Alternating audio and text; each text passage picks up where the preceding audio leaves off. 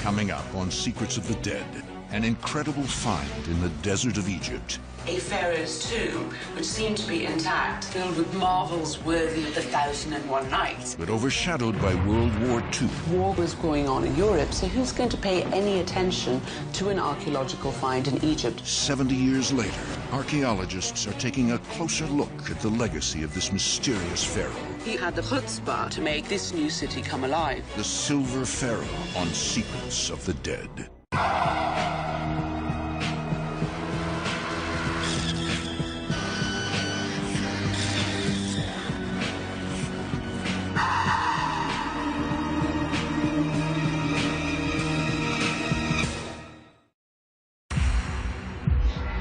For more than 5,000 years, tomb raiders plundered the graves of Egypt's ancient pharaohs. By the 20th century, every royal tomb archaeologists entered had already been robbed. Except one. Inside was a prize beyond imagining. It was a pharaoh's casket, made entirely of silver, a treasure to rival that of Tutankhamun. But the destruction of World War II overshadowed the discovery. It's hard to imagine a worse time to make such a spectacular discovery. Today, this incredible find still remains virtually unknown. Now, investigators have pieced together the Silver Pharaoh's life and times, one of the least understood and most turbulent periods of Egypt's history. We have civil war, the country split between north and south. Egyptologists have re-examined the tomb and the fabulous city which surrounded it. And the first full examination of the pharaoh's remains has revealed surprising results. This is a new finding which I discovered during my examination. I'm actually very excited to an extent that I can't speak. Using source material from the team who first discovered the tomb, investigators are decoding the message of these fabulous treasures to lift the veil on one of the most mysterious periods of Egypt's history. The era of the Silver Pharaoh.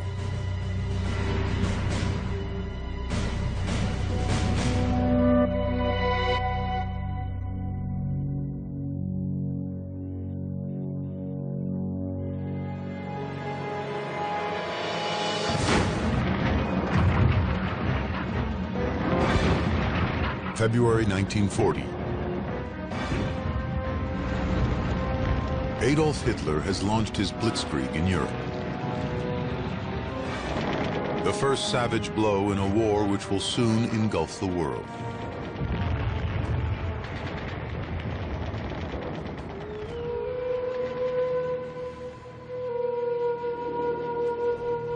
For the moment, Egypt is remote from the battlefield.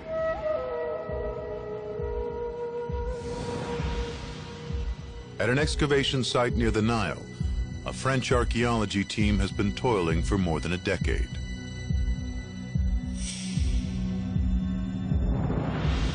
Now, they're racing to complete their work before war heads their way. Professor Pierre Montet, the archaeologist leading the team, has announced an extraordinary discovery. He's uncovered a pharaoh from an era few people know anything about.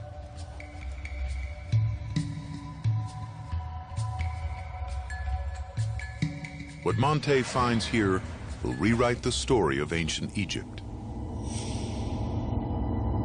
He had been looking for clues to explain one of the most mysterious periods in Egyptian history.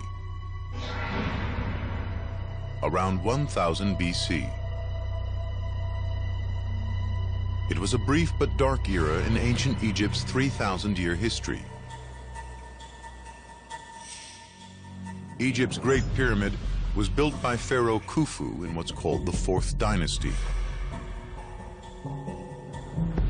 The most famous pharaohs, people like Tutankhamun and Ramses the Great, ruled more than 1,000 years later in the 18th and 19th dynasties.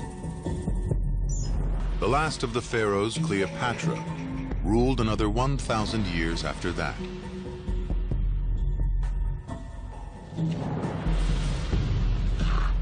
Dr. Peter Lacovara is an Egyptologist who uses the evidence of inscriptions and hieroglyphs to chart this immense period of time. If you think about it, in history's timeline, Cleopatra is actually closer to us than she was to the people who built the pyramids. Historians believe Egypt was ruled by at least 170 pharaohs, though this is a difficult number to confirm. The tombs of 70 pharaohs remain undiscovered. They might lie anywhere in Egypt's ancient burial grounds beside the River Nile, in the Valley of the Kings, at ancient Thebes, beside modern-day Luxor, at the old capital of Memphis, close to where Cairo is today. Or maybe in the far north, the delta where the Nile splits into branches on its way to the sea. For Egyptologists, filling the gaps in Egyptian history is always more difficult when examining periods of political chaos or conflict. For 500 years, competing rulers fought for dominance in an era known today as the Intermediate Period, Egypt's Dark Age. In the Intermediate Period, we have economic downturn, we have civil war, the country split between North and South, even threat of foreign invasion.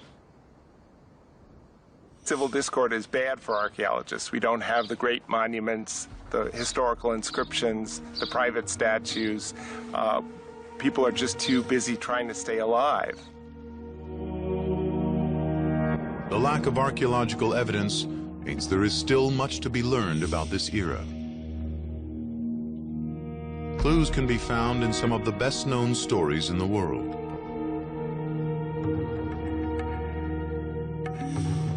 Scholars place the Old Testament battle between David and Goliath right around this time at 1020 BC.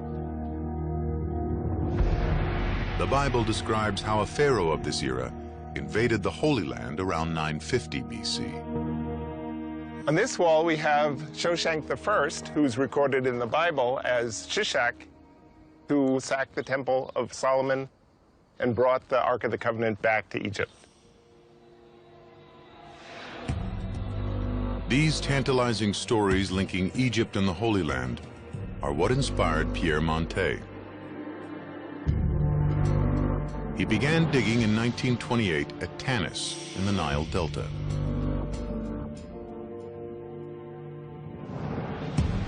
Other archaeologists had already searched here, but Montet believed there could still be important finds buried in the sand.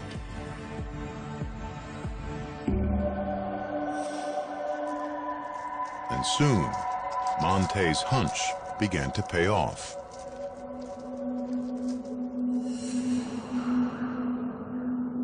Through the 1930s, he uncovered the remains of a vast temple with inscriptions showing it was dedicated to Egypt's supreme god, Amun. The temple compound was protected by a massive mud brick wall, inside which Montet believed there could be tombs waiting to be discovered. Hollywood even imagined the lost Ark might be buried in Tanis. And like Indiana Jones, Montet had to deal with the threat of the Nazis.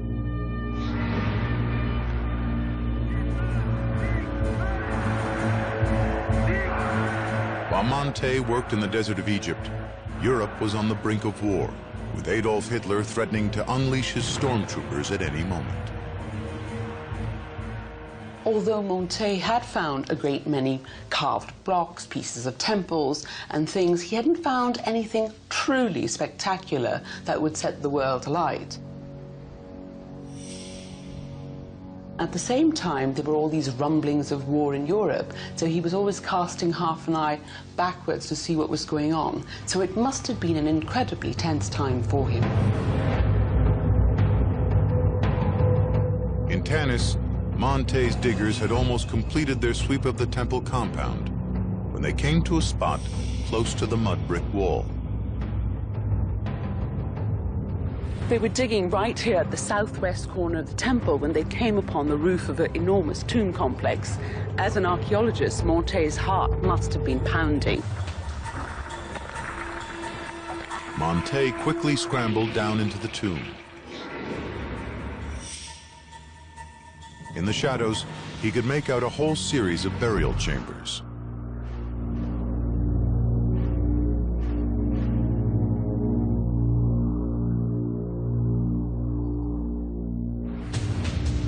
But his worst fears were quickly confirmed. Monte's heart must have been sinking when he came in here because there was a hole in the roof and there wasn't supposed to have been one. So obviously it must mean that tomb robbers had made their way here before he had. It was a royal tomb dating from around 850 BC. The inscriptions said that this tomb belonged to Asorkon II, who was a pharaoh of the 22nd dynasty, and also some of his relatives were buried here. So it was a find, and in fact a significant find, but it certainly wasn't an unrobbed, intact royal burial. Monte knew the chances of finding an undisturbed tomb were unlikely. No archaeologist had ever found an intact pharaoh's tomb before. But he refused to stop searching. Monte ordered his workmen to extend the excavation area to about right here, only 10 yards away. Incredibly, they found a second tomb complex next to the one which had been ransacked. Monte could hardly believe it, and this time, the tomb appeared to be intact. Was it possible tomb raiders overlooked this grave? It's surprising that the tomb robbers who so successfully robbed this tomb missed the one over there that's only a few yards away. Maybe they didn't realize that there was a whole mass of graves around here. But that would be surprising because tomb robbers were astonishingly good at reading the landscape and could ferret out tombs when even archaeologists have a hard time doing that. Monte couldn't be sure who was buried here.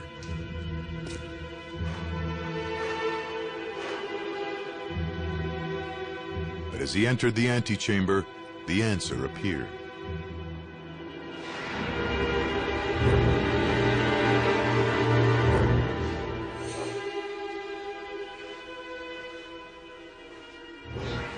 Imagine Monte's excitement when he stood at this very spot and shone the light up here and saw a royal name. Barkham Parsam Newt, and that means the star is rising in the city, beloved of the god Amun. And then he saw other royal names because pharaohs had a panoply of royal names. And here is great other manifestations of Re, chosen of the god Amun. So here we have a pharaoh's tomb, which seemed to be intact, and this pharaoh is really known by his Greek name, Susenes I. Monte knew little about Susenes, one of a succession of pharaohs whose lives and times weren't fully understood. He lived during the Intermediate Period, that dark age when power was divided between rulers. Susenes reigned near the beginning of this chaotic era. He ruled the north of Egypt from here in Tanis. But the real power and wealth lay in the south, in the ancient capital of Thebes. Much is known about the Theban rulers from the monuments and treasures they left behind. But who were these northern kings? Petty warlords, or significant pharaohs due a place in history? If Susenes' tomb really was intact, then Monte's find could fill one of the yawning gaps in Egypt's story.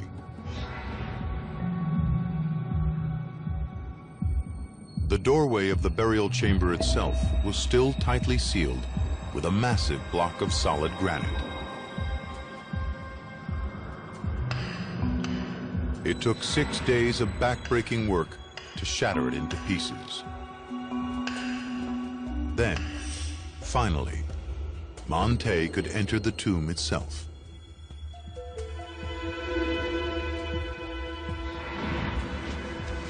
It was all he could have ever hoped for.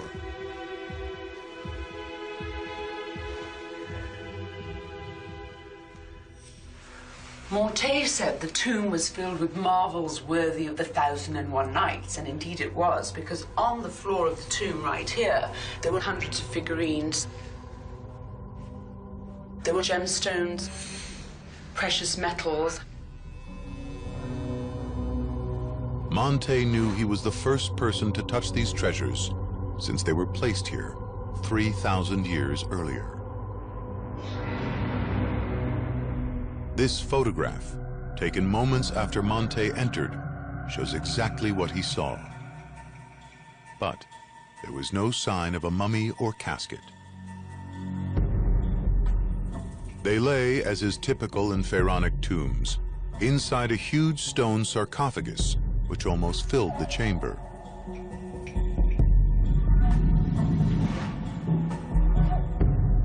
It was carved and covered in hieroglyphs. Today, the massive lid is on display here in the Egyptian Museum. Inside was another sarcophagus, also richly carved. Monte and his team had to pry open these granite sarcophagi carefully to reveal the pharaoh's actual casket within.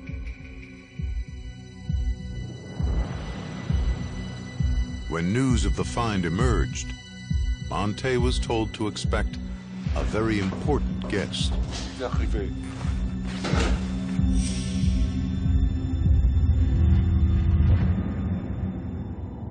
The King of Egypt himself.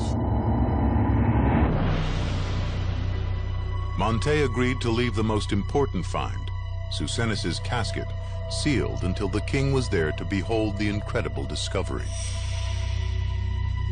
King Farouk had been supporting Monte's expedition and arrived at the dig dressed every inch the explorer.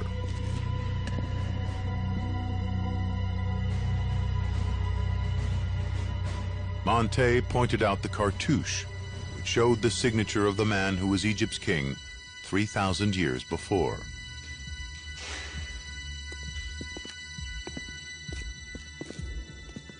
But King Farouk wanted to see treasure, not carvings.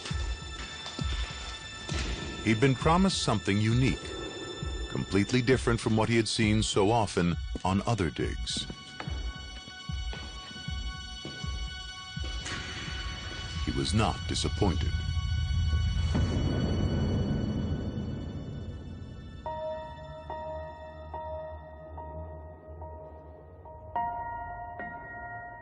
The casket was a human form forged in silver instead of the familiar gold.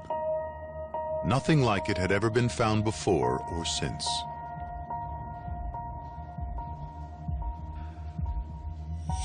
Here lay a little-known ruler from Egypt's turbulent Dark Age. But his tomb and its riches seemed to put him alongside the mightiest of pharaohs. And what lay inside the silver casket only deepened the mystery of who this little-known pharaoh was. The mummy's death mask was solid gold. This was no small-time warlord or regional strongman, but someone with enormous wealth and power. Well, it's not just gold and silver that's in Susenis's tomb, but lapis lazuli, and in huge quantities. Far more than in Tutankhamun's tomb. And this was material that had to be imported from Afghanistan, 3,000 miles away. So incredibly prized and incredibly valuable. The treasures were stamped with the pharaoh's distinctive cartouche. The star representing Susenis rising over the city of Tanis. Their value wasn't simply in the quantity of precious metal, but the quality of the craftsmanship.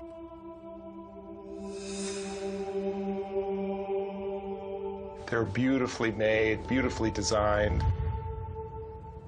Clearly for an individual who could appreciate this great aesthetics.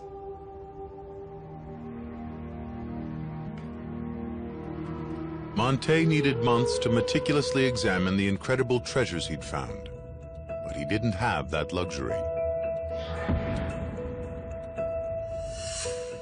He'd made the find of a lifetime, but his timing could not have been worse. Back in Europe, Hitler's armies arrived at the French border. Invasion was only weeks away. The Nazis were expected to strike at any moment. Montet had a heart-rending decision to make.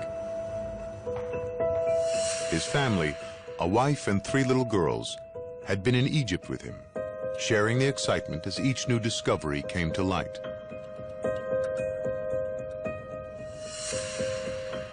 But they had since returned to France.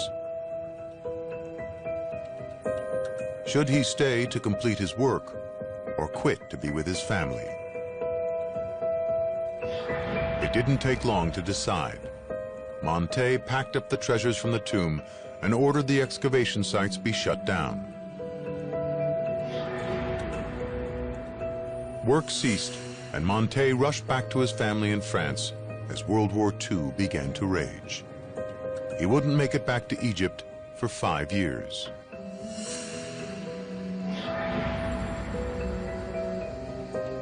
The treasures were quickly transported to Cairo for safekeeping in a museum vault. Though it was one of the great moments in archaeology, Montet's discovery of Susenis barely made a ripple.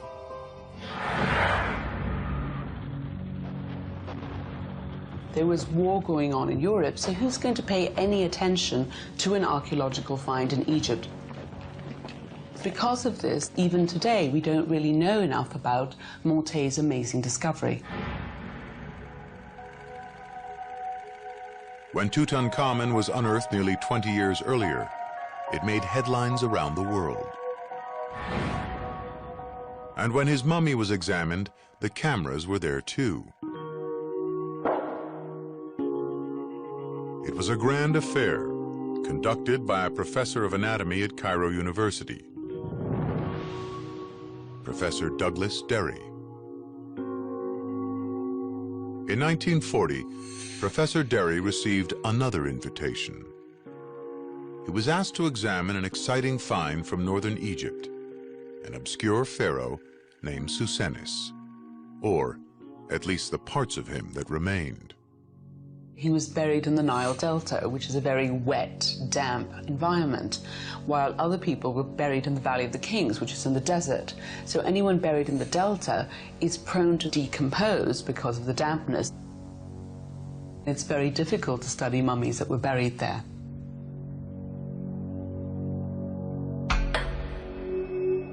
Derry carried out what now looks like a cursory examination. He could tell straight away that Susenis died an old man, but he missed further important evidence. When Derry was finished, the bones were buried again, this time not in a royal tomb, but deep in the university's archives. Having been entombed for 3,000 years, Susenis's bones would now lay unstudied and unheralded for another 70. But now, Dr. Forzi Gabala, Derry's successor as professor of anatomy, has reopened the examination. I'm actually very excited to an extent that I can't speak.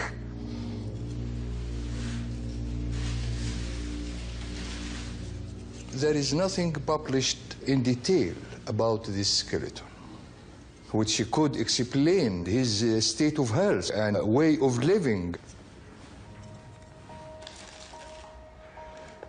Evidence from the first examination remained. The smaller bones were still tucked inside Professor Derry's old cigarette packets. Although the soft tissue was gone, Susenis's bones revealed plenty about the pharaoh. He stood nearly 5.5 feet tall and was powerfully built. As Derry noted, Susenis died a very old man, perhaps approaching 80, at a time when the average lifespan was closer to 35. Wear and tear in the teeth confirmed Derry's opinion. But astonishing new information has emerged from the professor's examination, in particular from this 7th cervical vertebra, part of the king's backbone. This is a new finding which I discovered during my examination. This spine is broken and healed during the life of the king, and now it is healed. Look at the irregularity, look at the bend of the spine. It is not mentioned by Professor Derry. I discovered it, and this is called a type of fracture, it's called Chauvel's fracture. And it may point to the fact that this king was not living a sedentary life. This fracture usually indicates hard work with the upper limbs. The cause of Susenis's injury, undetected until now, remains unclear. But other pharaohs were known for working and playing hard. Tutankhamun went hunting and may have even broken his leg in a hunting accident. Thutmose III was one of Egypt's great warrior kings, but also an avid gardener. He brought back rare plants from his foreign campaigns to plant in the royal gardens.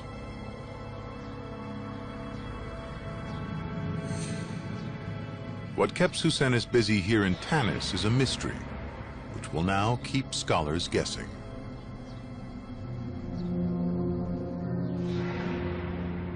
Susenis's broken upper vertebra healed over time, but there was evidence of chronic disease in the lower backbone.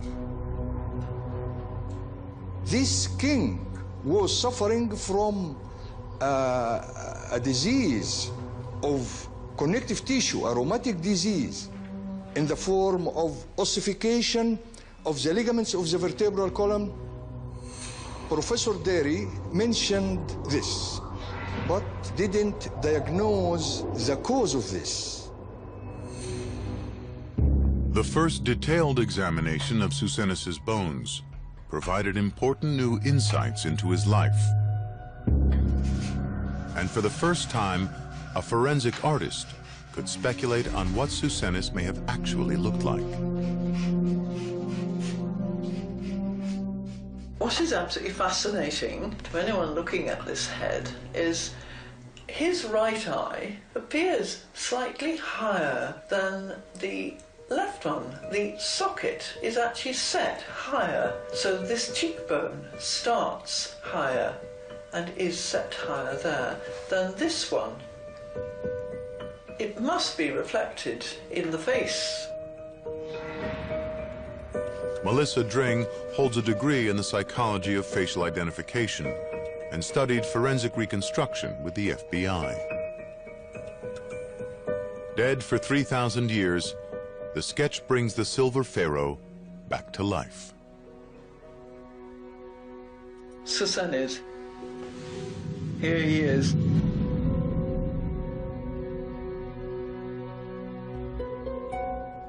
He's physically extremely well built. He's got a large head on a fairly short body, but he's not been shy of using his body in energetic exercise of some kind. He's also lost a lot of teeth on both sides, so you have something of the sort of the nutcracker look, because the jaw is able to close more firmly. It's a determined mouth. It's a no-nonsense look, I think. Susenis must have been in extreme pain in his last years with back problems, and also a tooth abscess so severe it forced a large opening in the roof of his mouth.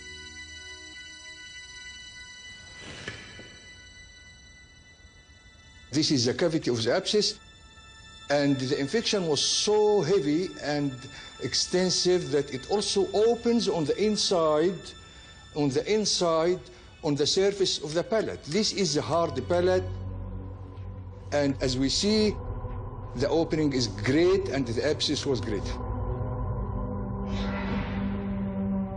Susenes suffered in agony for at least part of his life.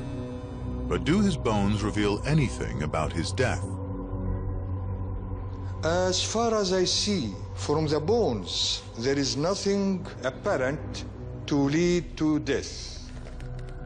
It could have died by heart attack, maybe something like that. These bones show us the sufferings of his life, but not the cause of his death.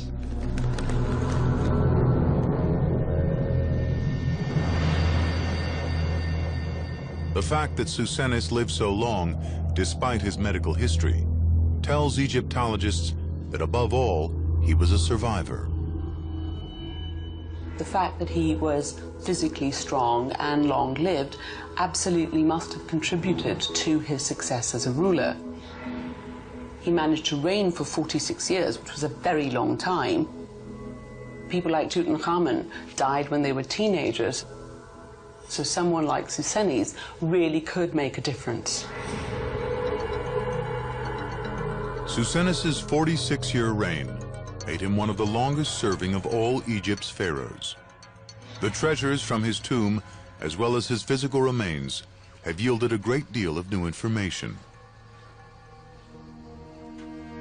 But Egyptologists still struggle to interpret this turbulent period around 1000 BC, when pharaohs like Susenes had to share power with rivals in the south of the kingdom.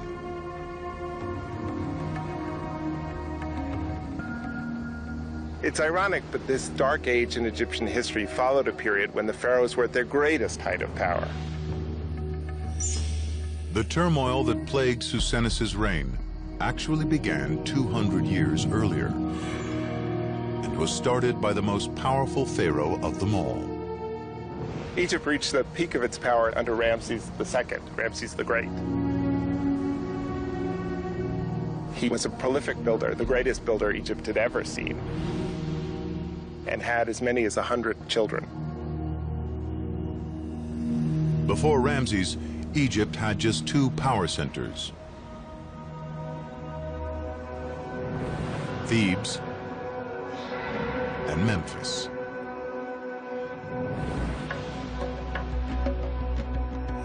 Ramses' boundless ambition led him to build an entirely new capital in the Nile Delta. He called it Pyramus, the House of Ramses. But Ramses could not see what his new city would mean for future pharaohs. The Delta region was really a frontier area for Egypt before Ramses really started to colonize it and build his great capital there.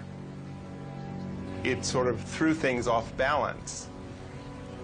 While a strong central ruler like Ramses the Great could maintain control, once you had a weak ruler, you could see the Delta kind of flying off on its own. Creating a third power center left the pharaoh open to political attack. The trouble began here in Thebes. The only figure powerful enough to challenge a pharaoh was Egypt's high priest, who was in charge of the vast temple of Karnak. In some ways, the term high priest is a bit misleading because he was more than just a religious official. He ran a big business, which is what this temple was. He was an important political leader, and he could even command military might. Priests were richly rewarded in advance for keeping the memory of a dead pharaoh alive.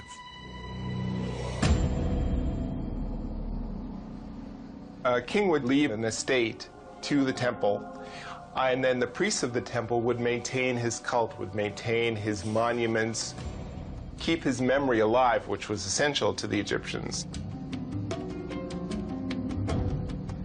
Kings, to win their favor, would give them rights to fishing and fowling and hunting.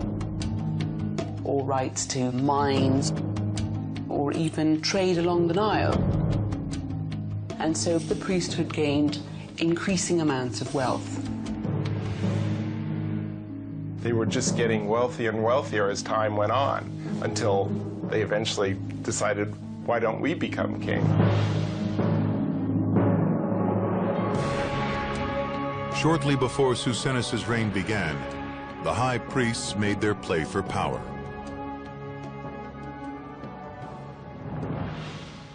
Here's the high priest shown at almost the same height as the pharaoh.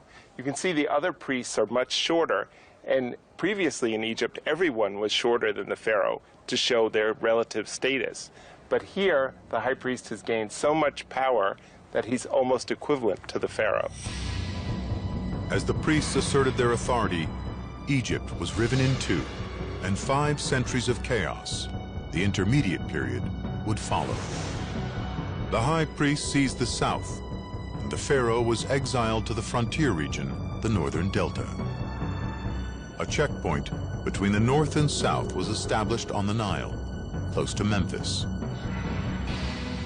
So how did Susenis turn his small northern province into a rich domain fit for a king?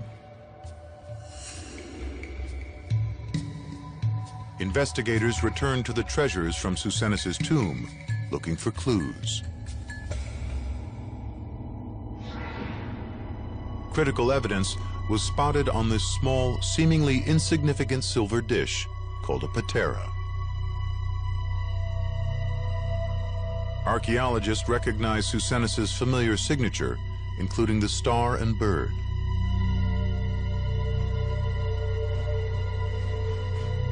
But this time, the cartouche contained a long series of further symbols.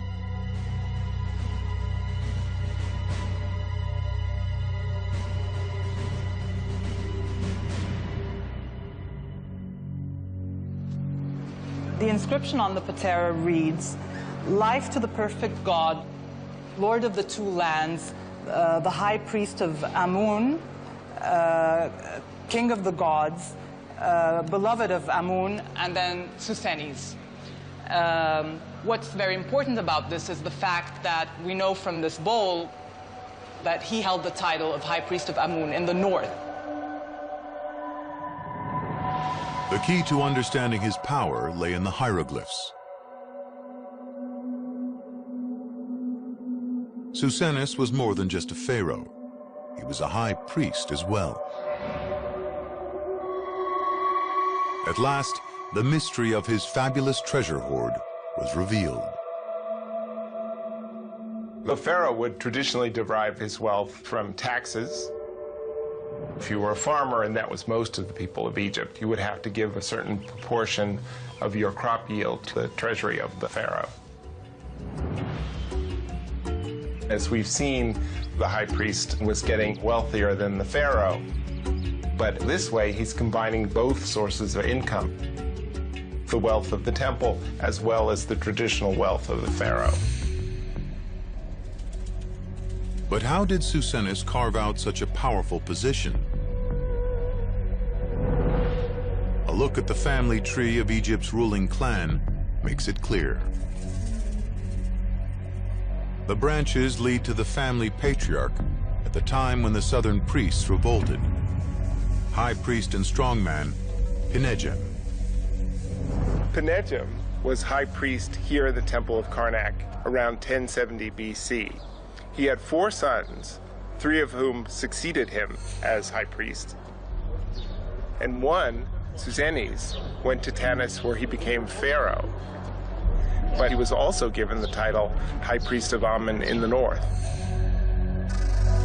Susenis was a smart politician, determined to use those powerful family connections. The records indicate that Susenis sent his daughter to Thebes to marry his own brother when he succeeded to become high priest of Karnak, and therefore cemented further the relations between the north and the south. By ensuring relatives made strategic alliances, Susenis's family had the whole of Egypt in their grasp. This is the patriarch Pineja, whose mummy was found in Thebes. Susenis's mother, Princess Hentarwe, was buried there too, both mummies preserved in the dry desert climate.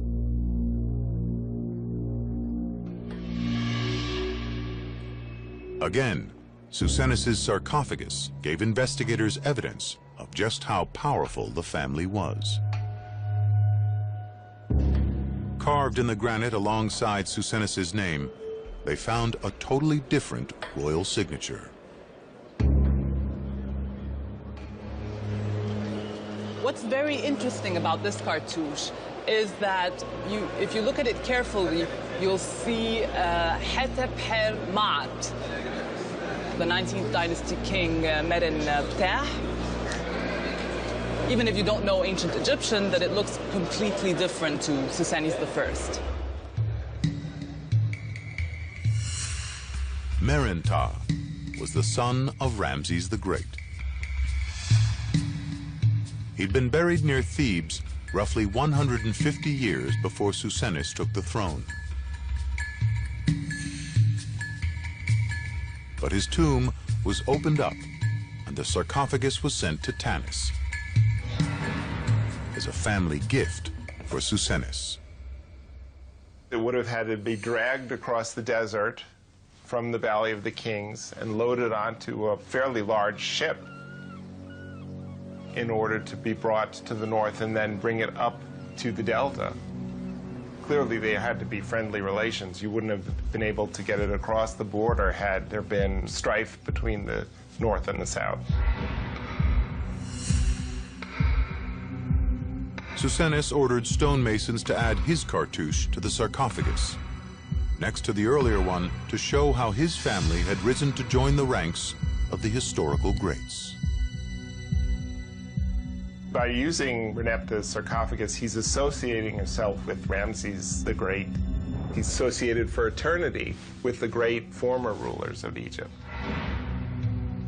The story surrounding the tomb of the Silver Pharaoh is not marked by chaos and strife, but something far different. Through his family connections and the making of political marriages and key alliances, Susenis won wealth and power. But having won it, the question remains, how did he wield it? Recent discoveries prove that Susenis was the driving force behind one of the most extraordinary feats of ancient times. Relocating a metropolis, stone by stone.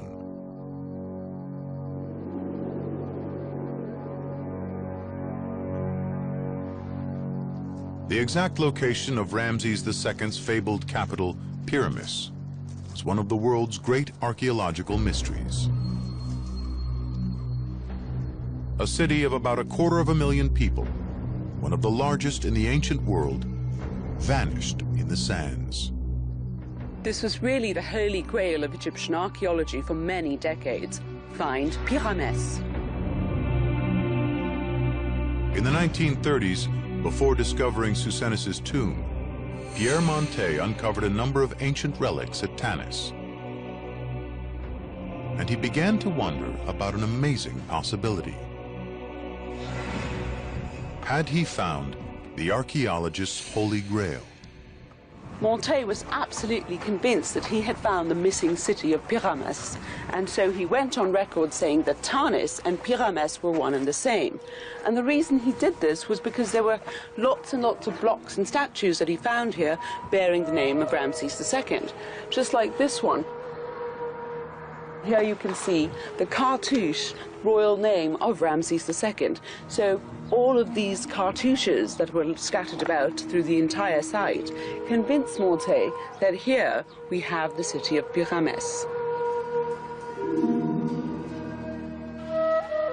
For Montet and archaeologists worldwide, this discovery was far more significant than uncovering a royal tomb. But Montet had made one critical mistake. On the surface, his theory made sense because Tanis was a riverside city. And ancient records showed that Pyramus was also beside the Nile. But in Egypt's delta country, the river Nile doesn't just stay put. It has many branches. And they switch location over time as one area silts up and another is flooded.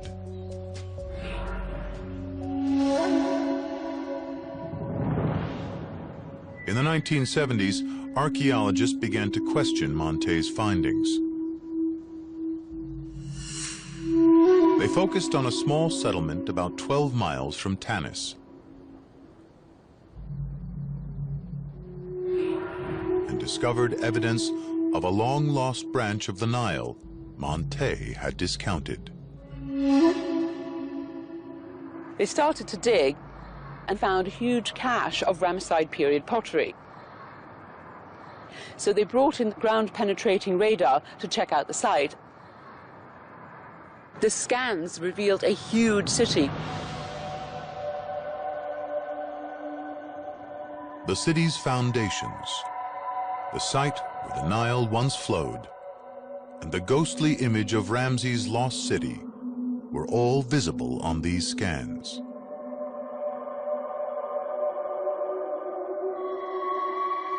There had been a temple here, as well as military installations. They even found the stables of Ramses II. They were huge, and they must have had hundreds of horses in them. In fact, where they used to practice, we even have found the hoof prints of the horses when they were running around. So it really was an incredibly large, complex city, which had all the hallmarks of Ramses' capital. Today, not a trace of the city is visible above ground. And the vast buildings have totally disappeared. But how could such a large city simply vanish? Archaeologists now know that this branch of the Nile became so badly silted up that it changed course. Pyramus was literally high and dry. Life there became unsustainable. The record shows it happened around the time Susenis came to the throne, 1047 BC. And so he had the great monuments dismantled and shifted to Tanis. Susenis may not deserve credit for building a capital city, but he did rescue one. Imagine what a vast undertaking this must have been. It would have been like moving the monuments of Washington, D.C., the White House, the Lincoln Memorial, being dragged halfway to Baltimore. Without the radar scans, Susenis' amazing feat may have never emerged. Monte did find the great relics of Ramses' fabled city after all, but Susenis had moved them from their original site. Comparing remains found here with the scans, archaeologists could see the temple at Pyramus was built in the same shape as the one Monte unearthed at Tanis.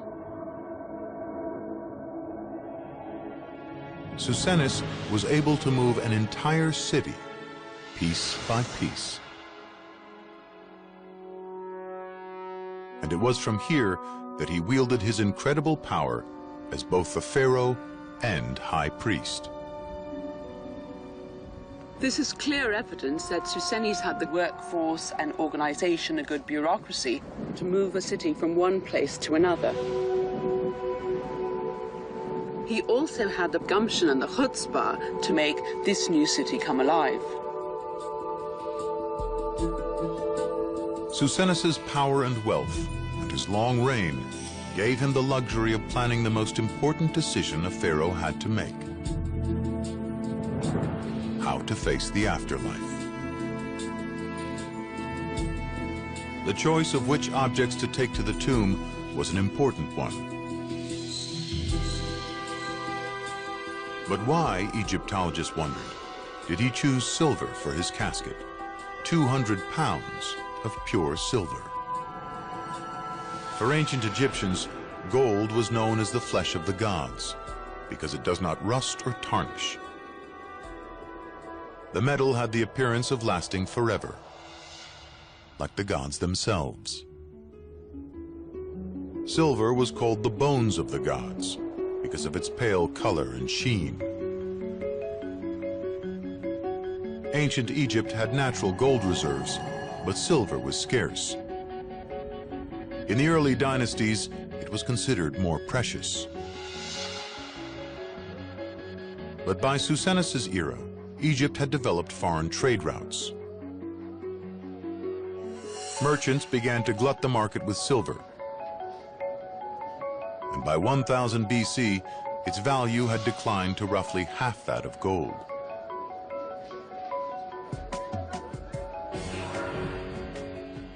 Susenis could clearly afford the best.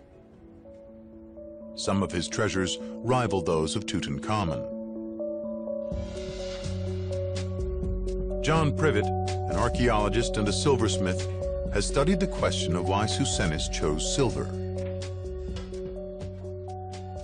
It would have been cheaper, not as expensive as gold, but the amount of work and the craft involved was considerable. Silver is a harder material, less malleable than gold to work. Silver requires to be heated every now and again to soften the crystalline structure of it, to then carry on working it. A repeated process which involves time, labor, fuel. The craftsmanship involved is certainly more intense than gold. Susenis clearly wanted items of quality and artistry, and not just expense, to accompany him into the afterlife. The body section of the casket was beaten from sheets of silver so thin and delicate that in places it was damaged during removal from the tomb. The head section is much thicker. Telltale marks around the nose and mouth suggest that it was cast in a mold, then hammered into shape. The Egyptians are known to have mastered the art of casting precious metals. From the first rough cast, which would have looked like this, Susenis's craftsmen then had to polish and sculpt their pharaoh's features, a process which took hundreds of hours of painstaking work.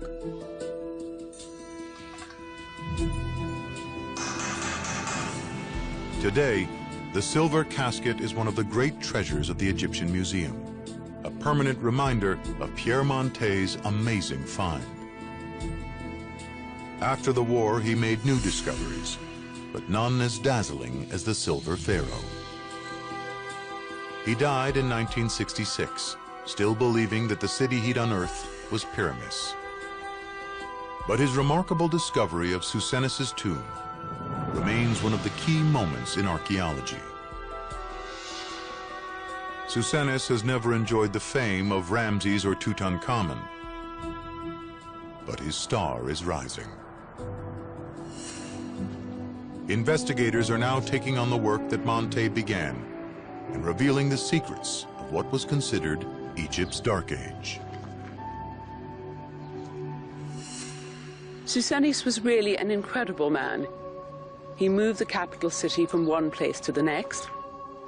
He also managed to build a spectacular tomb for himself, which withstood the ravages of time, as well as the attentions of tomb robbers. He needs to be re-evaluated, and we need to pay more attention to this remarkable pharaoh of the 21st dynasty. Susenis would have believed that by commanding such an elaborate burial, he was buying a ticket to immortality. 3,000 years later, we can look back and say, that's exactly what he's done.